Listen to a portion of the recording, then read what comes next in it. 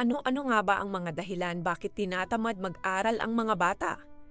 Sama-sama nating alamin ang dahilan para mabigyan natin ng solusyon. Tara, pag-usapan natin yan.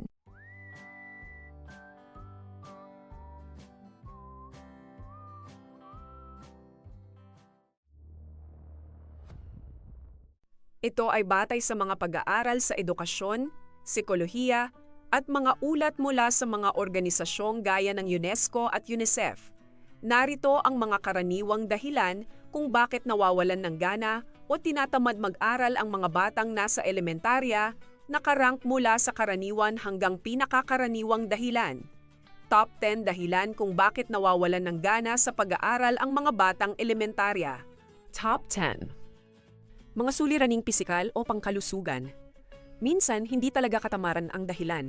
Maaaring may problema sa paningin, pandinig, madalas na pagkakasakit, o learning difficulties na hindi pa natutukoy. Bakit nakakaapekto? Kapag hirap makakita ng nakasulat sa pisara o nahihirapang sumabay sa aralin, bumababa ang kumpiyansa ng bata at nawawalan siya ng gana. Top 9. Problema sa pakikisalamuha sa paaralan. Hindi lahat ng bata ay komportable sa kanilang school environment. Halimbawa, bullying, walang kaibigan o hindi magandang relasyon sa guro. Bakit nakakaapekto? Kapag hindi masaya ang bata sa paaralan, nawawala ang interes niyang pumasok at matuto. Top 8. Hindi angkop ang paraan ng pagtuturo. Iba-iba ang paraan ng pagkatuto ng mga bata. Bakit nakakaapekto? Kung puro lecture o memorization lamang, may mga batang nahihirapang makasabay kahit matalino naman sila. Top 7. Kakulangan ng tulog. Isa ito sa mga madalas na hindi napapansin. Mga sanhi. Pagpupuyat sa gadgets. Hindi maayos na sleeping schedule. Bakit nakakaapekto? Kapag kulang sa tulog, bumababa ang focus, memorya at energy ng bata sa klase. Top 6. Problema sa emosyon o mental well-being. Kahit bata pa, nakakaranas na rin sila ng stress at pag-aalala.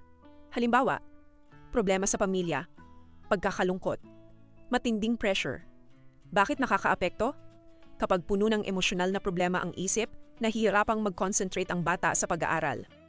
Top 5. Takot magkamali o mapahiya. May mga batang ayaw sumubok dahil natatakot silang magkamali. Bakit nakakaapekto? Unti-unti silang tumitigil sa pakikilahok hanggang mawalan na ng gana sa pag-aaral. Top 4. Kakulangan ng suporta mula sa magulang. Malaki ang papel ng pamilya sa paghubog ng study habits ng bata. Bakit nakakaapekto? Kapag walang nagtatanong tungkol sa school o tumutulong sa pag-aaral, maaaring isipin ng bata na hindi ito mahalaga. Top 3. Labis na paggamit ng gadgets at online entertainment. Isa ito sa pinakamalaking hamon ng modernong panahon. Bakit nakakaapekto? Ang games, videos, at social media ay nagbibigay ng instant enjoyment. Samantalang ang pag-aaral ay nangangailangan ng tiyaga at mas mahabang paghihintay bago makita ang resulta. Top 2. Kakulangan ng interes sa aralin. Kapag hindi makita ng bata ang halaga o koneksyon ng aralin sa kanyang buhay, bumababa ang kanyang motibasyon.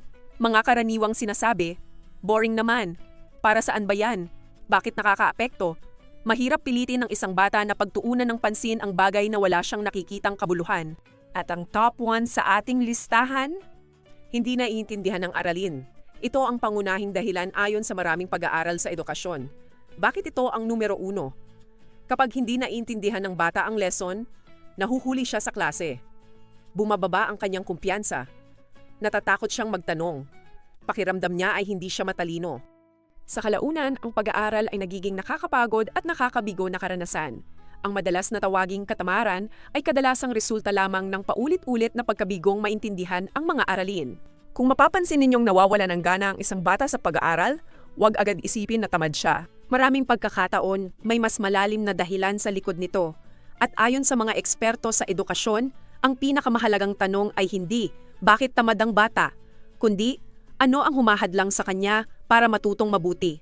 Mas madalas, doon natin matatagpuan ang tunay na solusyon.